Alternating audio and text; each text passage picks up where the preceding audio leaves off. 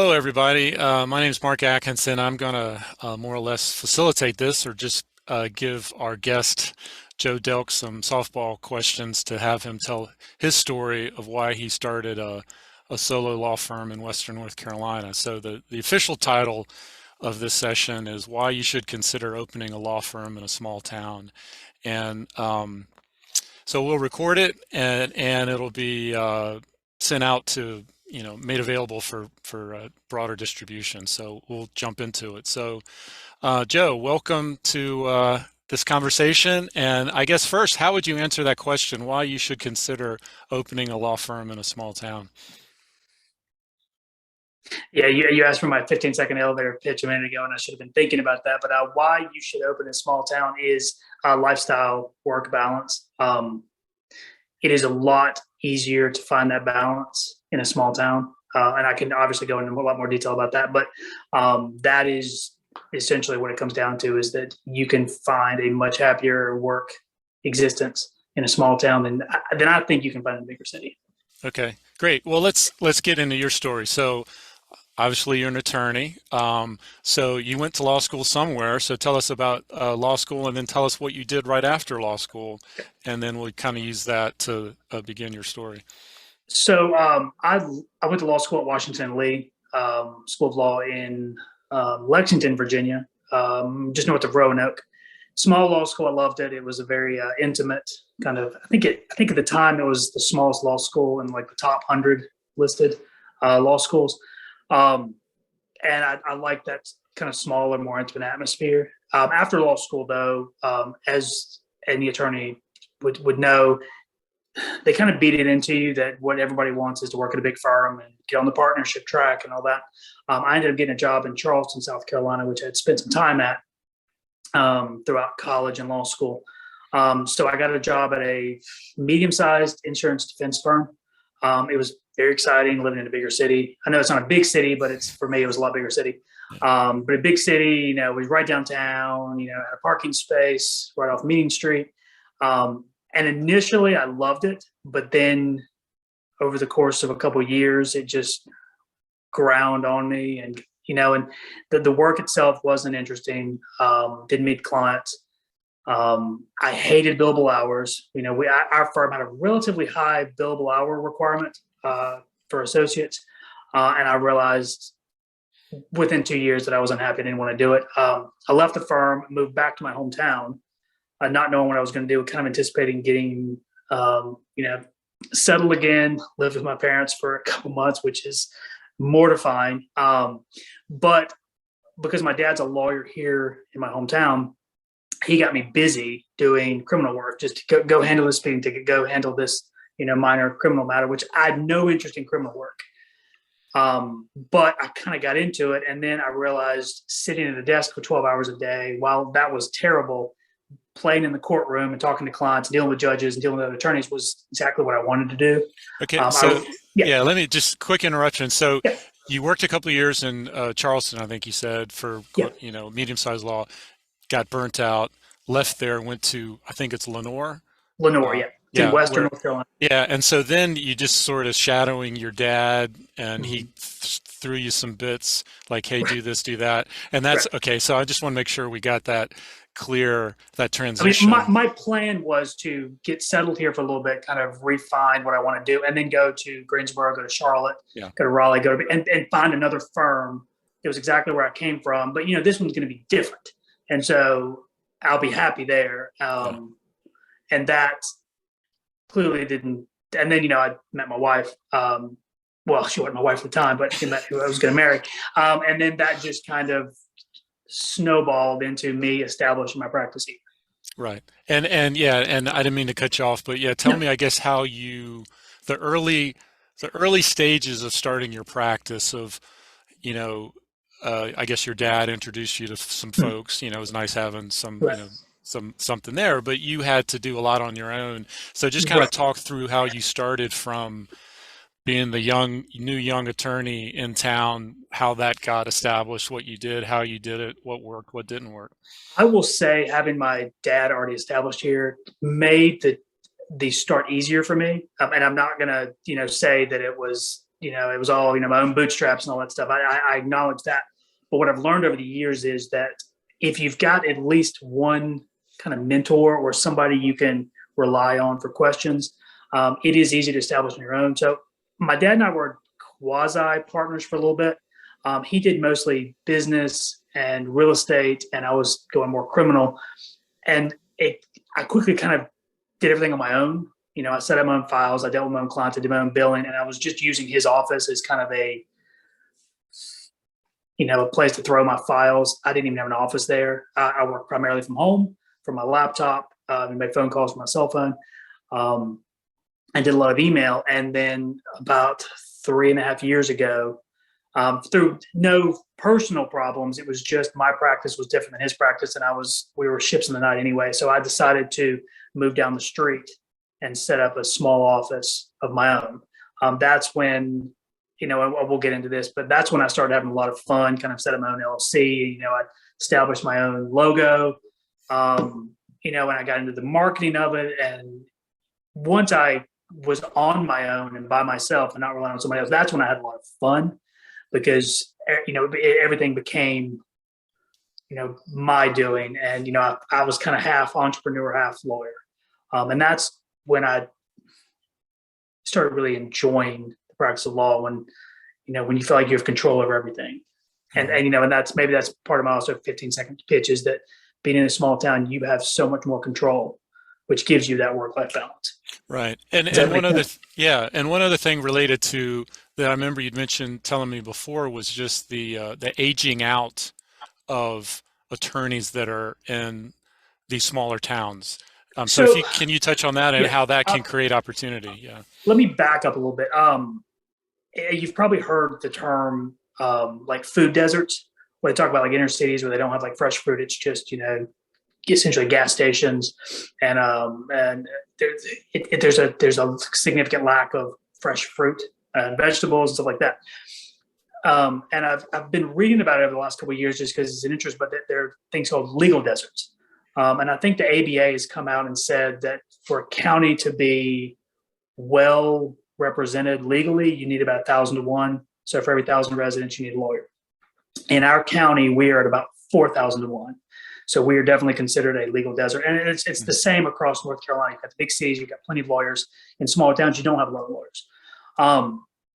Kind of counter or in companionship to that is the bigger cities have public defender's offices for criminal work, for indigent work.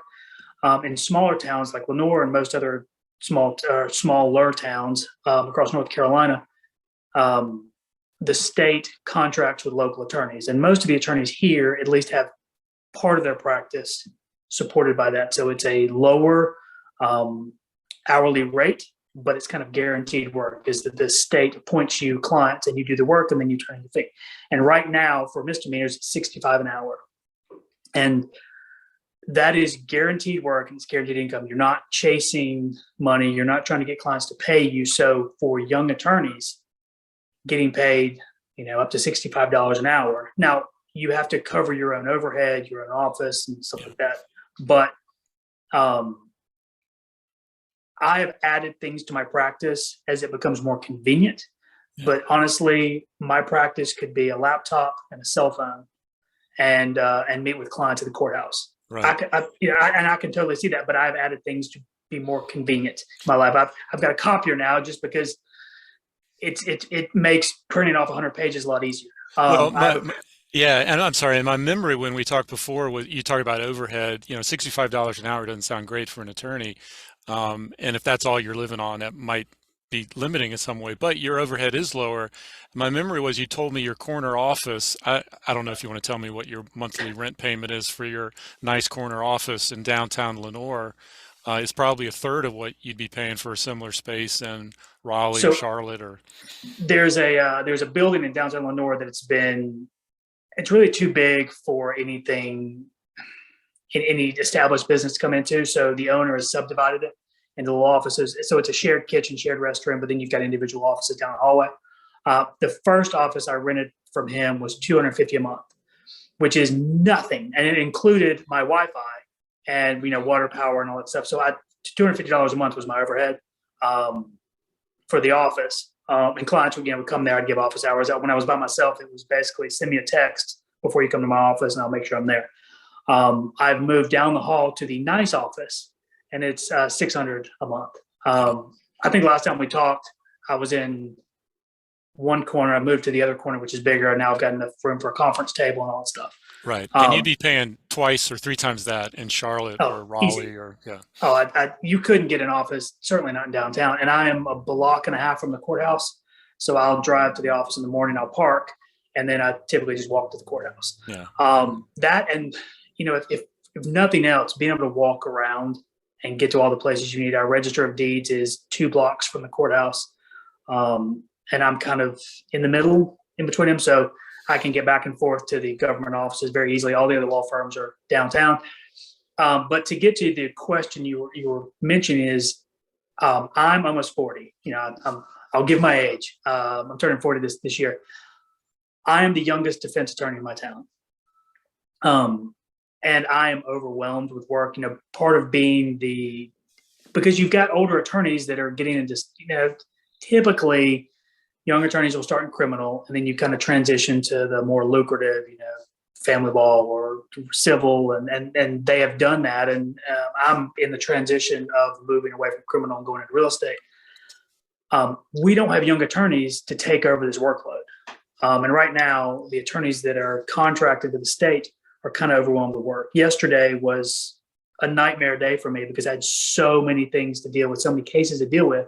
Now, I'm not complaining because it's work, it's income, and but it's if we had 2 or 3 more attorneys to take that load off, it'd be great. Yeah, there's plenty of work to be had. And that's really the thing about the small town is that anytime we've had a couple attorneys from neighboring counties that are picking up work here because we need it, and we are glad to have them, to come over. So if a young attorney came to Lenoir and set up practice, you would have files on your desk within days, and learning and stuff like that.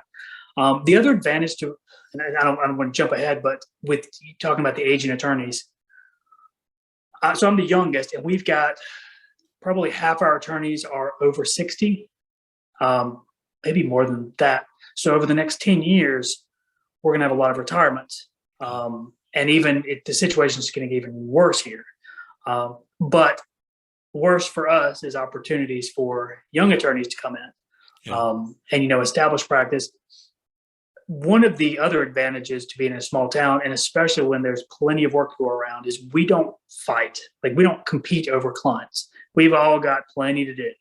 And so when you're coming to the courthouse, if I've got an unusual case, I will just bring it up when there's a group of attorneys sitting around, and they all jump at the opportunity to give their opinion, help, say, oh, go look up, this statute, or, do this, or go talk to this person, and they can help you out.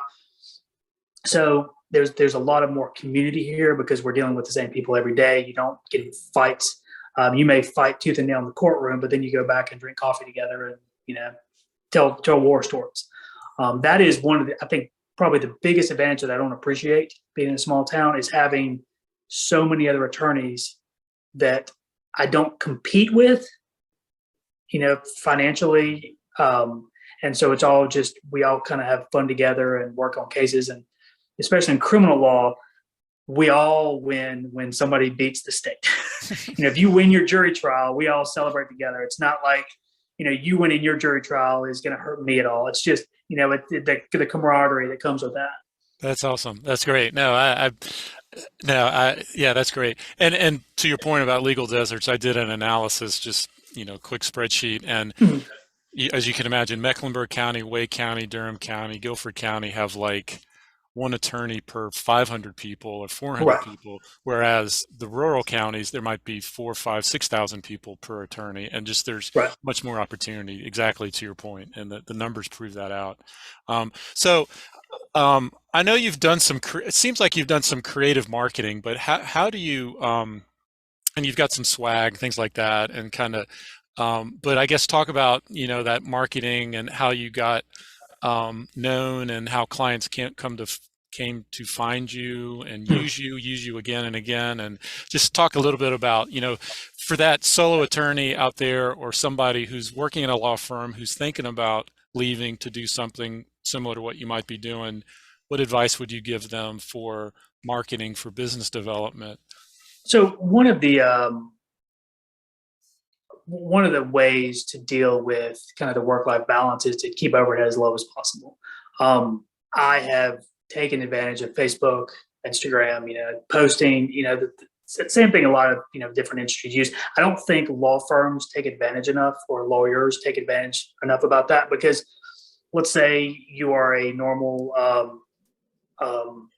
you know, you know, participant citizen in the site and stuff like that, and you don't get in trouble. Well, you're not going to know who the criminal lawyers are. But if you've seen, an interesting video or a funny video even of a criminal defense attorney on Facebook that somebody shared, then if you get a DWI or your nephew gets into trouble stealing from Walmart or whatever, you're like, okay, I don't know anybody, but I've seen this name. I'm going to call them, and that is free. Doing a goofy little video. I think I got kind of too busy to keep up with him, but I would do videos like explain what assault and battery is, and I've tried to have fun with it, and I got a lot of positive feedback on that, and just getting your name out there is sometimes enough, especially in a small town. You don't have to put billboards up. You just kind of getting your name out and your name in the community, and that's part of the reason I wanted a logo is to kind of establish that brand. I never liked the idea that law firms should be stuffy and kind of an ivory tower. Is that we are, at the end of the day, service providers. If we can have fun in the marketing and keep our, and I'm not saying put up some sleazy ad or something like that, but part of that fun for me is kind of coming up with creative ways to kind of get my name into the community. And I'm kind of talking in circles here, but what I'm saying is that depending on your practice, most people won't know who the lawyers are who can provide that service. So if you can just kind of bump your name recognition up a little bit, that's usually enough to bring people into your office. Yeah. And kind of keep them overhead low. I take advantage of Facebook and Instagram and things that are free. But for instance, my logo, and I'm not being paid by them or anything like that, but there's a website called Fiverr, Fiverr. It is a independent kind of contractor website, and it's people all over the globe. And so my logo, I found somebody in Bangladesh, India, that was a phenomenal logo designer, and I think it cost me $20 or $25 to have that logo designed.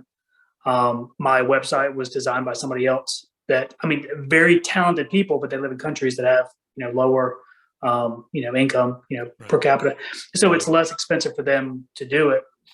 And when you're trying to keep your overhead as low as possible, I couldn't afford to go hire some boutique firm out of Charlotte who was going to charge me $5,000 to design the logo. I would love to, but I didn't have the overhead. And part of all of this is I work to live, not the other way around. And so I would like to do kind of the bare minimum work in order to enjoy the rest of my life, kids and family and stuff. If I'm spending too much on overhead, then I'm having to work longer hours to make that up. Yeah. Now you backing up just a little bit. You said that 65 an hour is not a lot. A lot of attorneys would charge significantly more than that.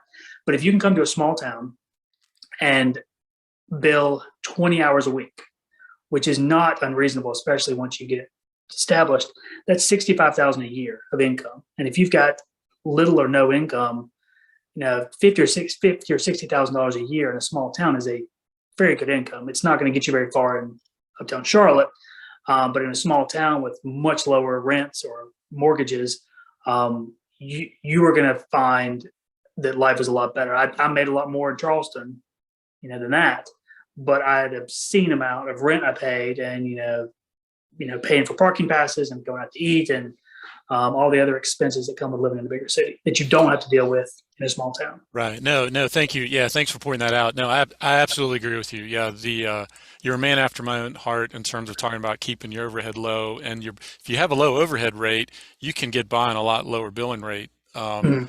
and that just puts a lot of pressure removes a lot of pressure off of Right. you and your life and your stress. So I'm saying amen to what you're what you're talking about. So I guess tell me, I got lots of questions, but how has your practice evolved? I know you started with criminal defense, and that's still a big part of your practice, but it seems like I've heard you talk about maybe you're offering you've got some other offerings, maybe real estate, but maybe talk about that and what. So I started and I tried to do as simple as possible, and I really enjoyed it.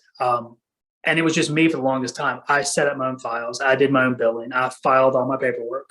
Um, and it was fine because I didn't want somebody to rely on me for income. I've heard the horror stories of people getting in a big office, hiring staff, and they get into it and they are stressed about money all the time. They have to pick up a second job even in order to make the law firm work. And I never wanted to get to that point. I always wanted to be ahead of the curve. And so after a year, I guess, of being on my own, and I did it for a long time. I finally, as my filings kept going up and up, I have a basket of this needs to be filed. It kept getting higher and higher, and it was adding stress to my life because I didn't have time to get to it. I'll get to it later. I don't need to deal with it right now. I hired a young woman that worked 6 hours a week for me. She would come in Monday and Wednesday morning while I was in court, do all my filing, do all my paperwork, set up my files, close my files, and my stress level dropped significantly. And it allowed me to have more time to focus on my practice. But it was a very small step. She wasn't full time. It was just basically enough for her to have some. I think she was a college student at the time. Her to have some extra spending money, but still be able to go to school full time, and it lowered my stress level. And then again, it kind of gets back to being in a small town. Is I looked around, and while my dad does real estate, he's 72 this year. I looked around, all the real estate attorneys in town that do closings were all over the age of 65. There were none, well, except for one. There was one that he was taking over his dad's practice.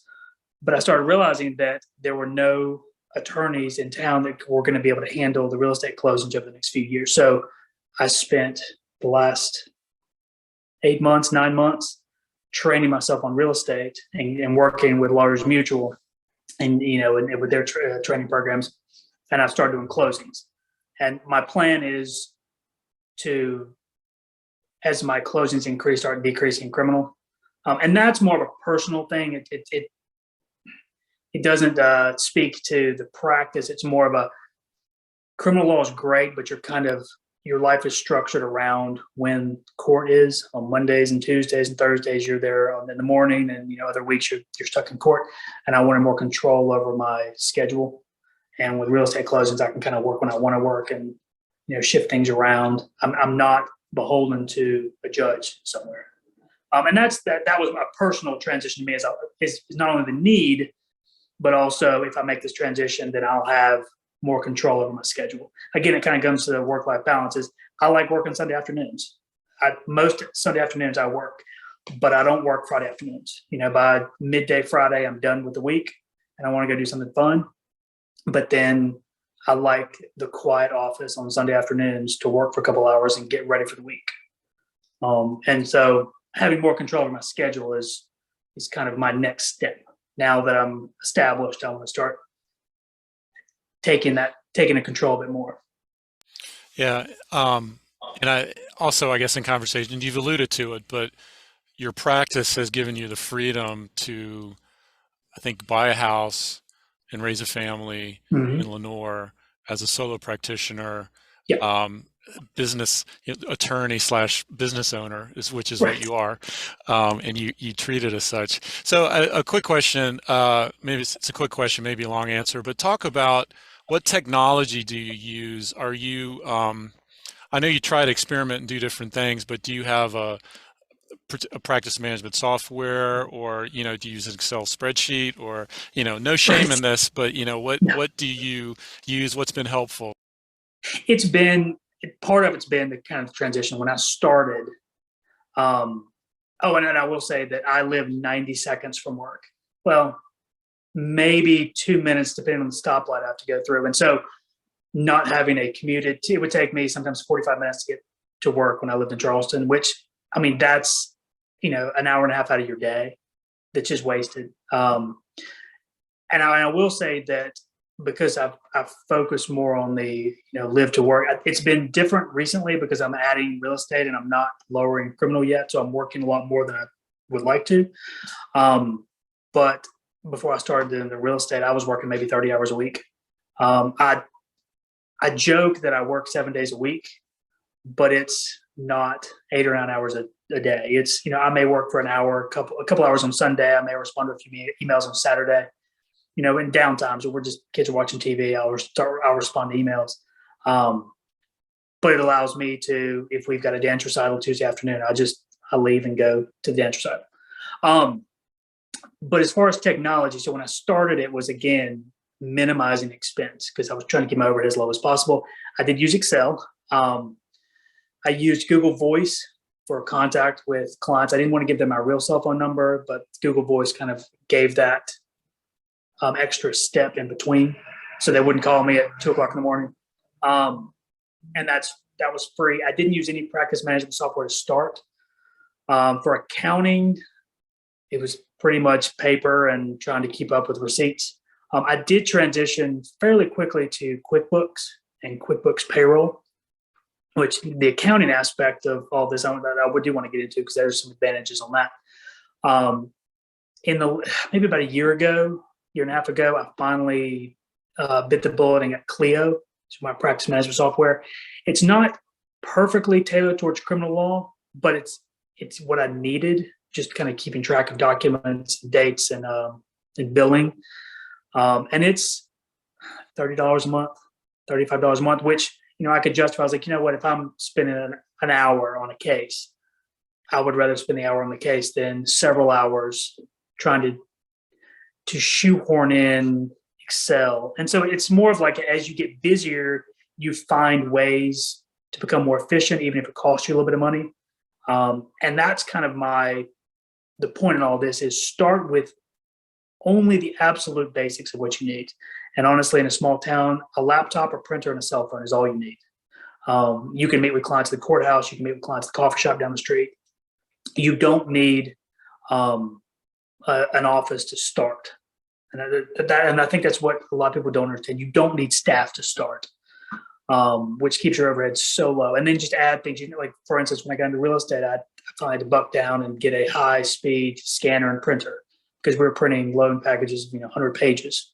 A little laser printing was not keeping up. But I drag my feet on stuff as long as I can in order to appreciate it when it actually does change, and I can appreciate that. The accountant, and I'm not an accountant, I've got a great accountant that kind of directs me, but that was one of the other advantages of kind of solo practice is you don't realize just how many things you can write off when you're getting a W-2. But when I formally established my practice as an LLC or PLLC, I guess, the accountant, and this gets into the accounting, but she set me up as an S Corp. And so half my income is a W-2, half the income is profits from the firm, which lowered my taxes significantly. I was not paying unemployment tax. I was not paying self-employment taxes anymore. And so I saved a bunch. And then she started explaining, computers, phones, all these things, trips you go on to do a CLE, you're writing off all this stuff, all of your, travels and, meals. And she's explaining all these different things you can write off. And that's kind of been almost like a fun part of this is like, oh, can I write this off? Stickers, you see it, like stickers. I've got koozies. I've got, I don't think I have one around here. But for my real estate closings, I've got Yetis with the logo laser etched in them that I give to clients. And, it's just nice having stuff like that. And also we're like, oh, I can write that off. It's amazing. A good CPA / good accountant can be very helpful to a small business owner, to a solo or small law firm. So absolutely, yeah. Just being able to ask questions it's just being I've kind of, and this is just a personal thing and kind of my recommendations for other young attorneys is when I moved back to my hometown, I was just going to my parents' accountant and my parents, eye doctor, stuff like this. over the last few years, though, I've started trying to focus on moving the professionals in my life to my age range. My doctor's a couple years younger than me. My eye doctor's, a year or two older than me. My accountant's my age. Is so because we're all kind of moving through the same life stages together. And I like my parents' accountant doesn't understand expenses of having small children. I mean, he's had children, but it's been 40 years since he's had small children. Whereas my accountant now has small children. They understand, you have to drop things to go to school and, rearrange appointments. That's just kind of a personal thing I've been trying to do over the years is getting the professionals that surround me kind of in my own age range. And it's been very helpful because we understand like under the surface things because we're all in the same life stage. So going with that. Anyway, Well, yes, no, I got to, accountant is not necessary. I just want to point that out is not necessary. But when I finally brought an accountant on and, bit the bullet to pay for it, it was worth 10 times what I paid her in, right. in Yeah. tax savings. Yeah. I've got a question for you. And you mentioned you've got a person coming in to help with filing. Just a quick tangent, but on one of these similar shows a month or two ago, we had a thing on paperless office. So Right. you may want to watch that. I probably need to watch it again as well. But Pagine Turner and some other folks were on that. And Pagine's a great resource for technology issues. As you go into real estate, or as you're going to be doing more real estate, have you looked at the possibility of maybe where does additional staff support, paralegal, or are you still thinking that you can do it yourself, or you're going to see how that works out? But just what does staffing look like? That was kind of a scary transition to me. So the I keep calling her a young girl, but she's a college student. She was not able to transition to more full time. She had kind of hit the upper limit of what she was available. She was also like an EMT on nights and weekends. And so when I had that conversation with her, we kind of decided that I was going to have to hire somebody more full time to be a real estate paralegal. And so I started that process, and then they transitioned together. And so I actually did hire a real estate paralegal. She was inexperienced, which is what I wanted because I wanted us to learn together. I didn't want somebody you're having to kind of unlearn somebody else's, systems. And so she's come in and she works 25 hours, maybe 30 hours a week, depending on the week. But she comes in at 8 and leaves at 2:15 to go pick up her daughter, and that has been great because again, the work-life balance. I don't need her sitting there until 5 o'clock just because that's what everybody's done before. And so what we determined was it was better for her to come in early right after drop off and then leave early so she didn't have to worry about childcare in the afternoons. And it's been great because she still responds to emails and texts as she needs to. That has been kind of the scariest transition, but I knew I needed that. I was not going to be able to keep up with my criminal practice, even a dwindling criminal practice, and also a real estate practice without having somebody more full time. So it was one of those things where I dragged my feet as long as I possibly could, and then when the decision was forced on me, then I hired her, and it's been great. She's taken so much stress. I mean, it's kind of one of those things where you don't realize you need that change until you make that change, and you're like, okay, well that makes sense. But it has been a slow process. Like I'm waiting until I absolutely have to make a change, especially an expensive change, before I get to that point. Yeah, thanks. Now that's helpful. And I know just in the same way you can get filing support, you can get paralegal support that it's not all or nothing. And you've mentioned that Right. I think you said 25 hours a week. So I know there are paralegals out there that, make themselves available, on a fractional or part-time basis. So Right. for people listening to this, it's not, you don't have to hire a paralegal full-time. You can get No. them, just bits and pieces of one. And I know they're set up to do that. So we're not going to go the full hour. I don't know if but just we maybe kind of wind down and kind of coming into the home stretch here. But I was just thinking if kind of go back to that kind of what we started with, like why should you consider opening a law firm?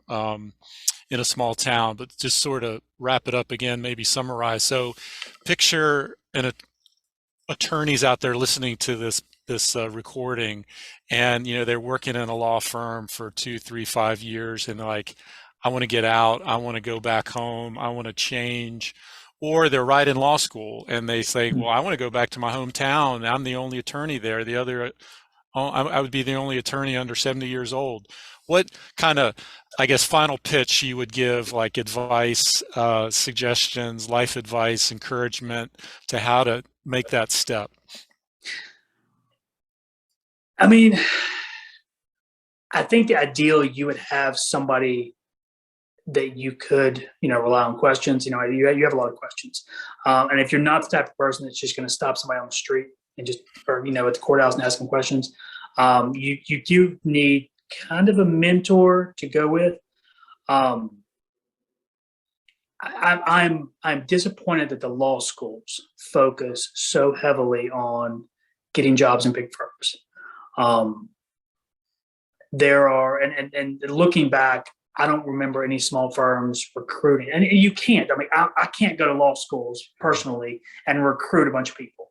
And so by necessity, the only firms that are going to show up at law schools are big firms that can send one or two of their associates to go.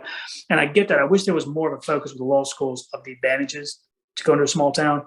And the final pitch is, if you want the work, it's there. I had a friend at a law school go to Denver, and he did federal election law. You're not going to find that in my hometown. You're going to starve if you want to do federal election law. I mean, he went to Denver. And there was 3 lawyers in Denver that did that. There's like 3 that focused on it. If you want to do that, you're going to starve. If you want to do, if you want to focus too much, then you're going to have to go to bigger cities. But if you were open to doing a little bit of criminal, a little bit of wills and estates, as you get comfortable, speeding tickets, business development. I mean, I've set up a lot of LLCs, primarily for friends, but there's that in small towns where they just need somebody, to go to. Most of the lawyers in a small town is going to be more of a generalist and not a specialist. I've personally focused mostly on criminal and then real estate, and kind of refer to everything else because I just want to focus on it, and I can because I've got the client base to do that. But if you were open to having absolute control over your lifestyle and your practice, and making all of your kids baseball games, stuff like that, it is both scary but also phenomenal having absolute control over your work. And you can work as much as you want, you can work as little as you want. There was another CLE that I think I just listened in on several years ago. There was a woman that did family law, and she decided to shut down her practice and move her practice to her house. And she kept like 5 clients, 5 or 6, just a few clients. And it was more than enough to pay for all of expenses, but she didn't have an office space, she didn't have staff. It was just, she kind of worked from home and really enjoyed that because she was always home when the kids got out of school. And you can do that in a smaller town, I think, easier than you can do that in a big city. Yeah. Thanks. Yeah. No, I don't want to cut you off. No, and just from a member of the practice, small towns need lawyers. There's always this fear in our hometown that we're going to get a public defender's office. And it's kind of a weird thing to say, but a lot of the income for these attorneys, not all the income, but it relies on the indigent work. It gets done well. You don't have an overworked PD's office that's expensive that the state pays for. It's just, you keep the money in the community. That the lawyers are the ones that pay for the booster club and the Girl Scouts selling cookies and all that stuff that you don't get when like you don't get as much when your public defender's office comes in and doesn't get the money in as well.